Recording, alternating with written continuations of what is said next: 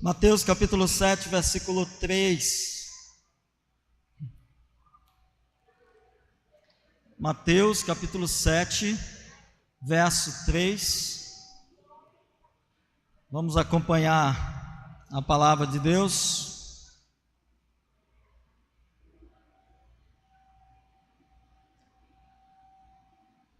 Amém? A palavra de Deus diz: porque vês tu o argueiro no olho do teu irmão, porém não reparas na trave que está no teu próprio? Oremos. Pai, grandioso Deus, muito obrigado, Deus, pela tua palavra, que ela possa nos instruir nesta noite, que ela possa alcançar os corações, porque é através dela, é através do teu Espírito que convence o homem do pecado, da justiça e do juízo. Que assim, ó Pai, a tua palavra, Deus, alcança o desejo do teu coração, e é salvar vidas, e é resgatar vidas, ó Deus, para o teu reino, para o céu de glórias.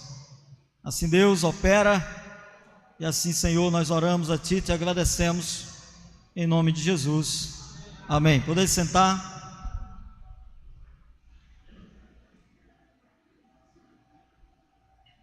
Alguém me perguntou: pastor, o que o senhor sempre prega na igreja? Nós temos uma corrente de pregação. Um dos temas principais é o pecado. O segundo é a restauração. O terceiro é vida. Então a gente tem sempre que pregar nesse ciclo: pecado, restauração, vida. Que a vida envolve tudo, envolve gratidão, envolve louvor, envolve crescimento, envolve relacionamento, envolve amor, envolve cooperação. O pecado é necessário, porque o próprio rei Davi, quando ele escreve o Salmo 51, no versículo 3, ele diz: eu conheço as minhas transgressões e o meu pecado está sempre à porta. Ou seja, nós todos os dias somos tentados pelo pecado que está dentro de nós. Então é um tema que nós sempre pregamos. E quando pregamos no domingo, a direção do sermão sempre será para aqueles que não conhecem a Deus.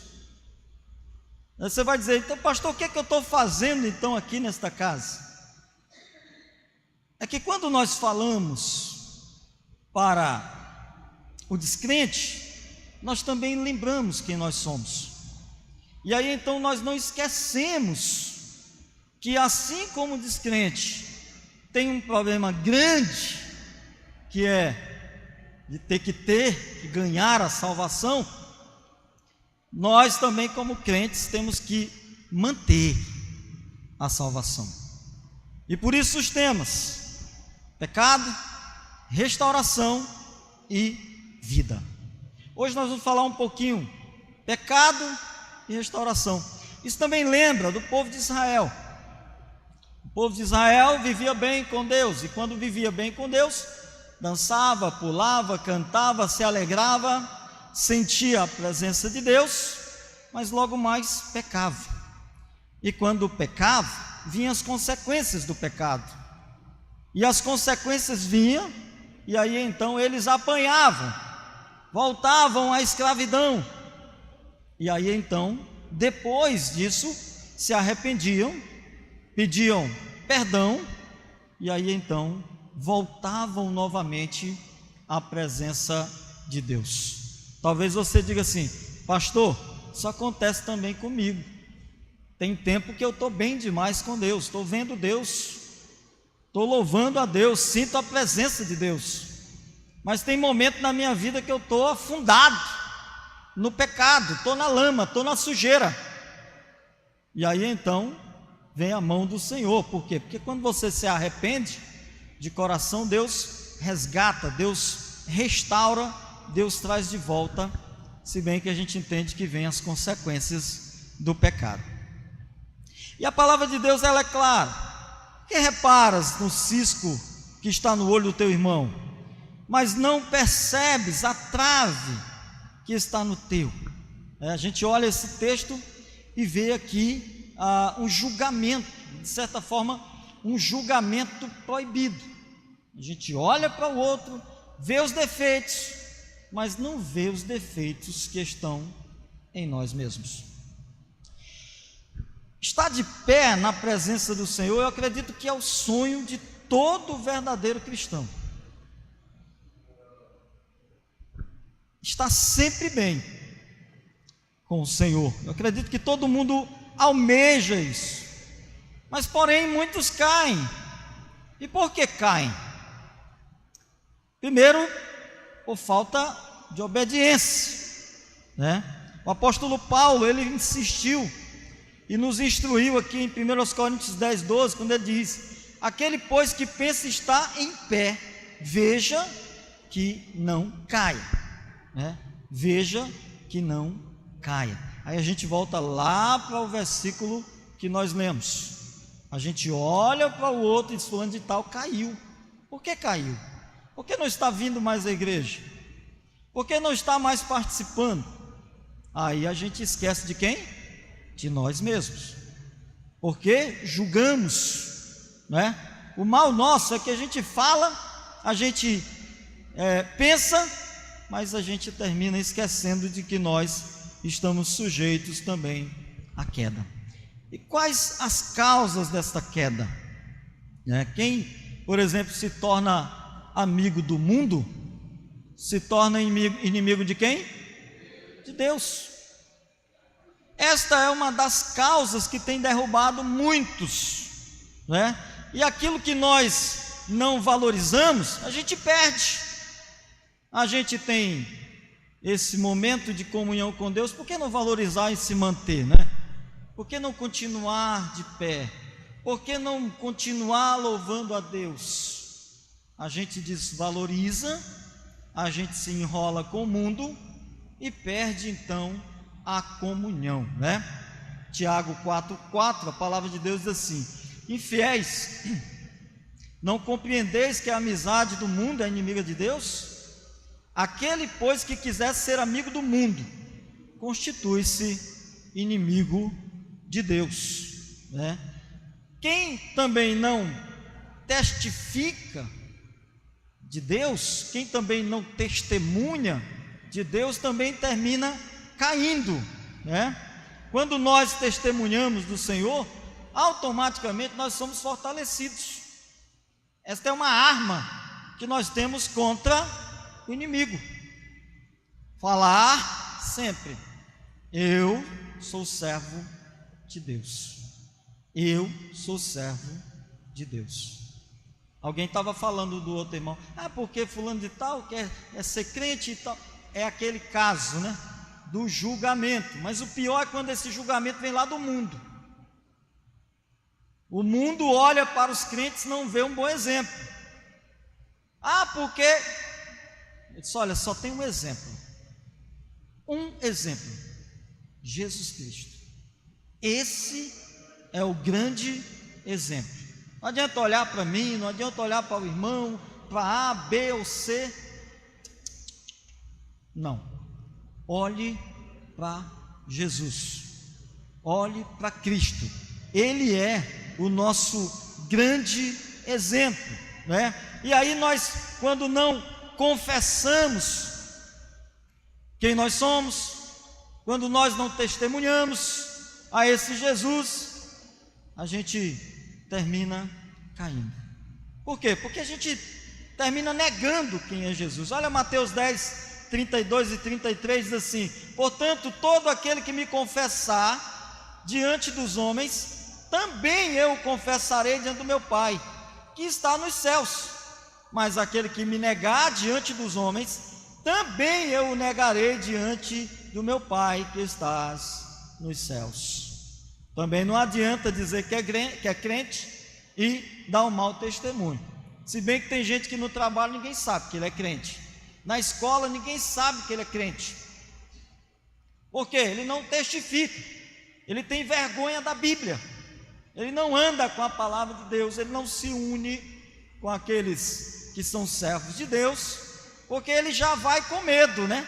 Ele já vai pensando: se eu disser que sou crente, eu vou cair, ou eu posso cair, e aí então eu posso negar a Jesus Cristo.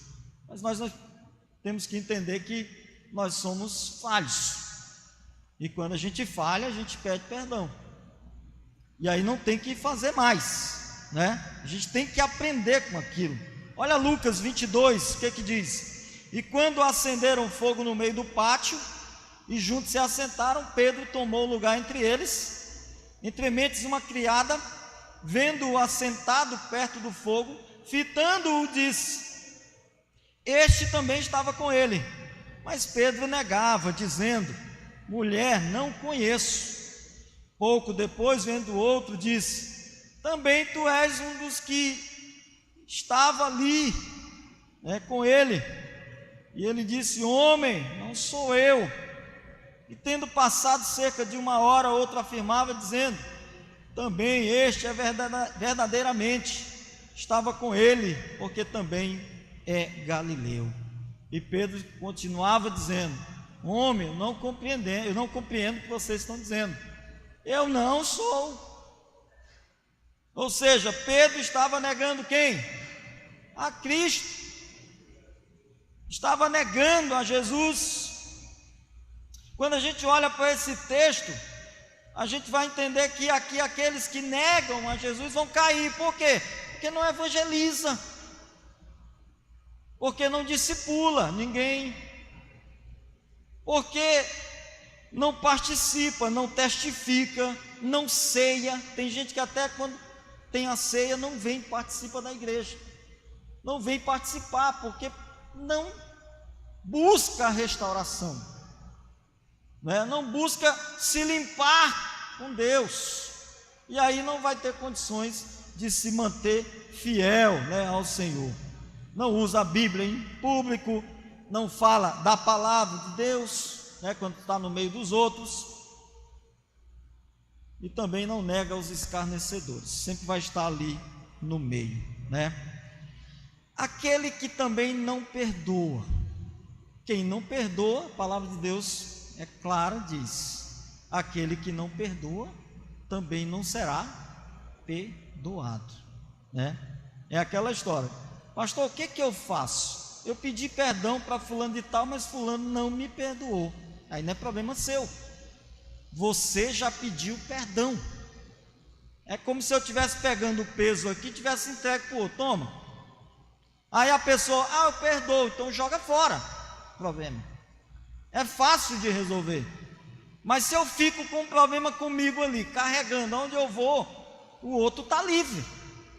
O outro não precisa mais se desculpar, Agora, como é que a gente faz isso? É só chegar: vou falar? Não.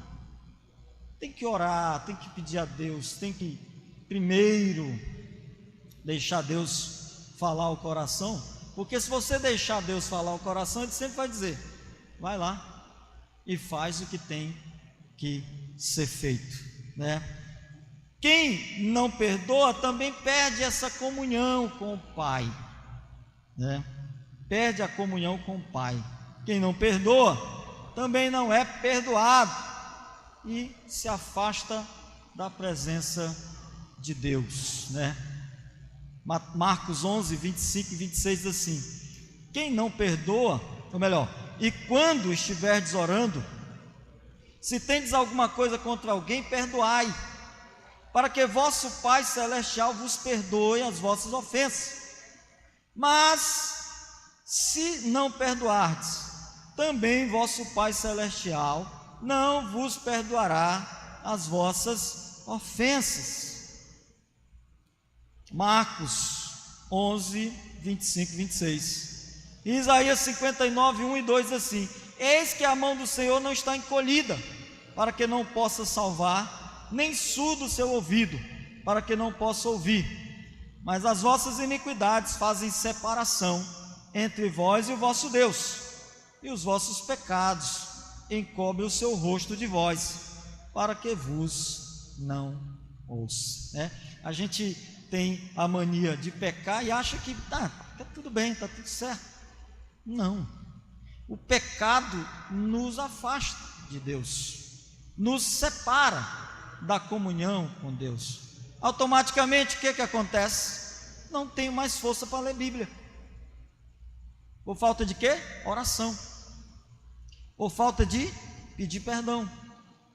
Não tenho força para ler Bíblia, não tenho força para vir à igreja, não tenho força para participar, para ser parte do corpo, porque eu estou afastado. Por quê? Estou preso a mim mesmo. Estou preso a mim mesmo. Amados, nós também perdemos muito quando nós negligenciamos a comunhão, quando nós quebramos a comunhão com o nosso irmão, com os nossos irmãos. Por exemplo, é mito alguém quando diz assim: eu não estou indo à igreja, mas eu estou muito bem com Deus. Isso é conversa, isso é mito, não é? Por quê? Porque a comunhão nos fortalece. Quando a gente vem à igreja, quando a gente participa, quando a gente se une em comunhão, no mesmo propósito, a gente se fortalece e fortalece também o outro, Hebreus 10, 24 e 25 diz assim: consideremos-nos também uns aos outros, para nos estimularmos ao amor e às boas obras. Não deixemos de congregar-nos, como é costume de alguns. Antes, façamos admoestações, e tanto mais quanto verdes, que o dia se aproxima. Quanto mais a gente está vendo, que está chegando o fim dos tempos. E aí a gente tem que falar.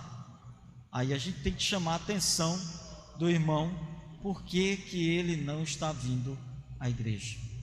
Vão achar a gente chato, principalmente se a gente faz isso com os de casa, quando a esposa chama o marido: porque tu não está participando mais, tu não vai mais dia de quarta, tu não vai mais dia de sexta, só eu que vou. E muitas às vezes até me procuram: pastor, minha esposa não quer vir mais à igreja, meu esposo não quer vir mais à igreja. Irmã, venha para a igreja, seja o exemplo. Alguém tem que ter mais força do que o outro dentro de casa.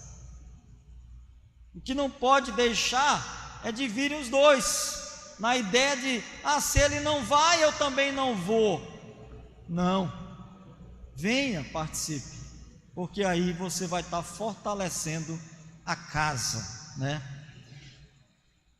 Quando a gente procura os defeitos no outro, como a gente leu, e aí vem a ideia da soberba, e vem os reinos pessoais que precedem a queda, vem a desonra que gera a desonra, Mateus 7, do 3 ao 5 diz: porque vês tu o argueiro no olho do teu irmão, porém não reparas na trave que está no teu olho, no teu próprio olho? Ou como dirás a teu irmão: deixa-me tirar o argueiro do teu olho, quando tens a trave no teu? Hipócrita, tira primeiro a trave do teu olho, e então verás claramente para tirar o argueiro do olho do teu irmão, Então o que o texto está dizendo? Antes de julgarmos o outro, temos que limpar a nossa própria vida, A nossa própria vida. Eu tenho uma preocupação quando se trata do meu comportamento, sabe? Eu tenho uma preocupação quando se trata, por exemplo, do meu ministério. Me preocupo, mas eu não me preocupo com o que os outros estão pensando. Antigamente eu era muito preocupado com isso. Às vezes nem dormia, às vezes nem comia. Mas agora não, hoje eu como, eu durmo, eu fico à vontade. Por quê? Porque a minha preocupação é com o que eu penso do meu ministério, da minha vida. Porque eu sei que eu estou errado, e eu sei quando eu estou errado, eu sei que estou certo, e eu sei quando eu não estou certo. Ah, mas, pessoal, tira a trave do olho, para depois tentar tirar um cisco. Interessante, né, esse texto? Porque a trave significa que é muito maior, né, no nosso olho, né, antes de a gente estar julgando, né, as outras pessoas. Mas amar o mundo também nos leva ao mundo. O que valorizamos, como foi falado, cresce, e valorizar o mundo nos amarra e nos levará ao mundo, né? 1 João 2, 15, 17 diz assim: não ameis o mundo, nem as coisas que há no mundo. Se alguém amar o mundo, o amor do Pai não está nele. Porque tudo que há no mundo, a concupiscência da carne, a concupiscência dos olhos e a soberba da vida, não procede do Pai, mas procede do mundo. Ora, o mundo passa, bem como a sua concupiscência. Aquele, porém, que faz a vontade de Deus, permanece eternamente, né?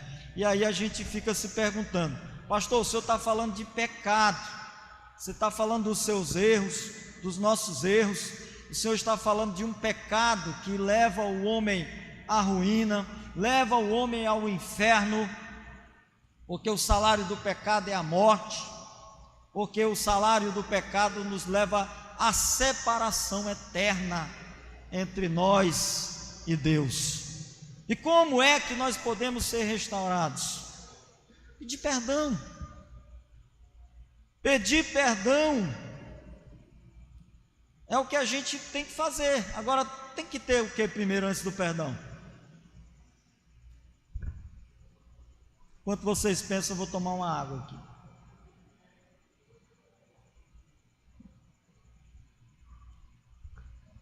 Tem que ter arrependimento. Primeiro, quando eu peco, o que acontece? O Espírito Santo que está em mim vai dizer: você pecou. O que acontece quando o Espírito Santo fala para mim: você pecou? Eu sinto a tristeza do pecado, eu fico triste, eu sinto um incômodo. Pastor, eu não sinto esse incômodo, eu peco e aí para mim tanto faz. Cuidado, porque se você se sente dessa maneira, é porque você não tem o Espírito Santo de Deus. Porque o Espírito Santo de Deus sempre vai dizer: você mentiu, você errou, você machucou, você falou o que não era para falar. Aí você se entristece, depois você se arrepende, e o que tem que fazer? Pedir perdão. Pedir perdão, né? Esta é a restauração. E se arrepender é mudar o prumo, mudar de estrada, mudar o rumo das coisas. Ah, pastor, mas eu me arrependi, pedi perdão, mas eu não esqueço. E não vai esquecer mesmo não. Você tem que conviver com aquilo que lhe machucou. Porém, você não pode dar força, você não pode alimentar aquilo ali no seu coração. Por quê? Porque vai impedir. Você nem vai amar e nem vai ser amado por ninguém, né? Sabe aquelas pessoas que são estressadas, sabe aquelas pessoas que são rudes, que já estoura tudo, né? Alguém vai dizer: essa mulher é o quê? Ou esse homem é o quê? Mal amado. Não é não. Às vezes ele recebe muito amor, às vezes ela recebe muito amor, porém, ele guarda no coração muita coisa ruim.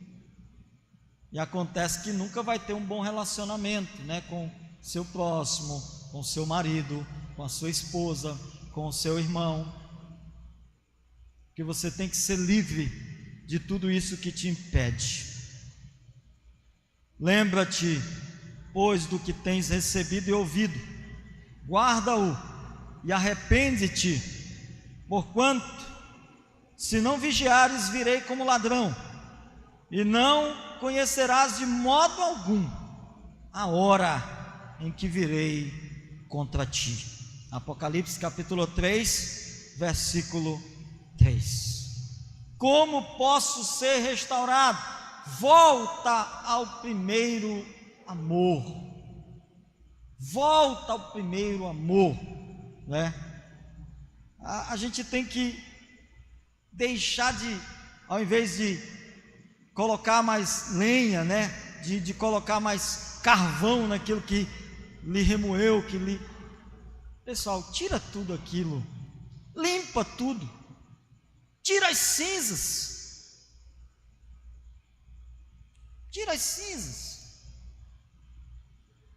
né? Porque às vezes a gente vê vou dar um exemplo aqui, casamento, né? Você que é casado, eu acredito que você sabe disso, você conhece o que é isso, sabe aquela coisa chamada bola de neve? Vai conversar, já vem com aquele assunto de novo, traz de volta aquele assunto de novo.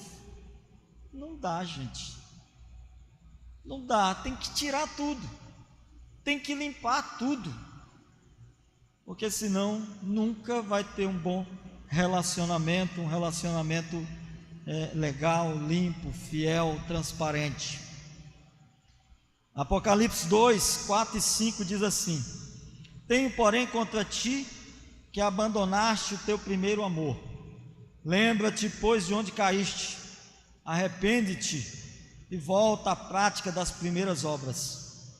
E se não venho a ti e moverei do seu lugar o teu candeeiro, caso não te arrependas. Tirar o candeeiro, né? Significa o candeeiro aqui, né? Lá do Apocalipse, né? Aqui João, né, recebe uma palavra do anjo ali na ilha de Patmos, e aí então o anjo fala ao outro anjo, né, que é o pastor da igreja. E aqui diz: arrepende-te, né? Lembra-te de onde caiu e volta ao primeiro amor, né? Mas pastor, então essa palavra é só para o senhor? Não, queridos, é para a igreja de Éfeso, é para a igreja batista em Redondar, é para todas as igrejas. Nós temos que viver o primeiro amor, sabe? E o primeiro amor independe do outro, independe se aquele está bem ou se ele está mal. Primeiro amor depende de mim, depende de você. Lembra-te e volta ao primeiro amor. Nós temos um Deus misericordioso e que sempre vai nos prover mais uma chance, se realmente houver arrependimento, né?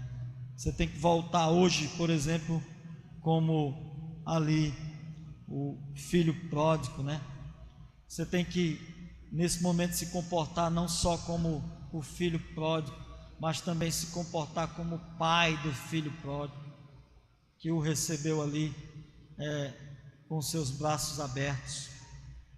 Você também tem que não se comportar, né, como o irmão do filho pródigo, que ficou ali, né, cheio de rancor, né, porque o irmão voltou e aí o pai faz aquela festa.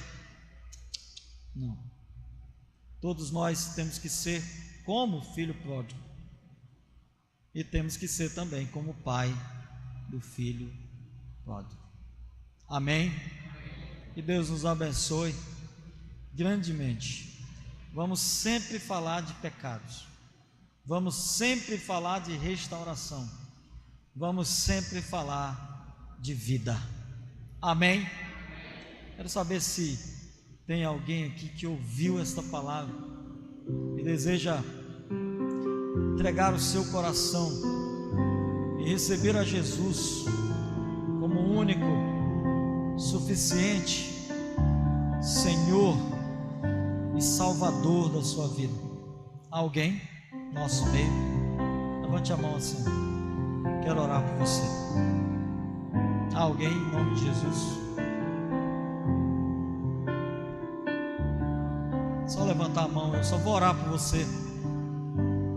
Entregar a sua vida a Jesus. Amém? Traz ela aqui, Ana, por favor. Quero orar pela vida dela.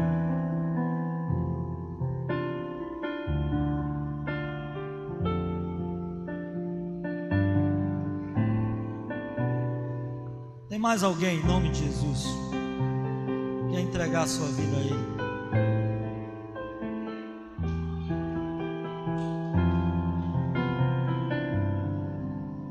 Tem alguém que quer voltar aos braços do Pai? Estava afastado, deseja se reconciliar? Alguém, em nome de Jesus?